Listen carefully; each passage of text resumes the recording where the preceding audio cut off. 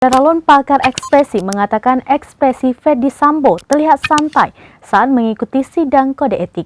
Berikut informasi selengkapnya. Syederalun, pakar ekspresi Kirdi Putra mengatakan ekspresi Ferdy Sambo terlihat santai saat menjalani sidang kode etik di TNCC Divisi Propam Polri Jakarta Selatan pada Kamis 25 Agustus 2022.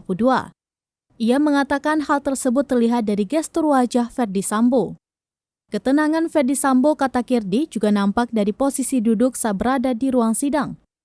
Kirdi pun membandingkan dengan ekspresi Ferdy Sambo saat pertama kali muncul pada 4 Agustus 2022 lalu. Dirinya mengatakan bahwa Ferdy Sambo terlihat tegang ketika didengar dari intonasi suaranya saat berbicara di depan awak media pada saat itu.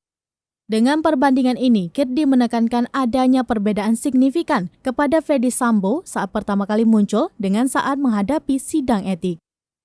Demikian informasi terkini, Syederalun, saksikan terus beragam informasi menarik lainnya di kanal YouTube Serambi On TV, di Facebook Serambi News, dan website serambinews.com.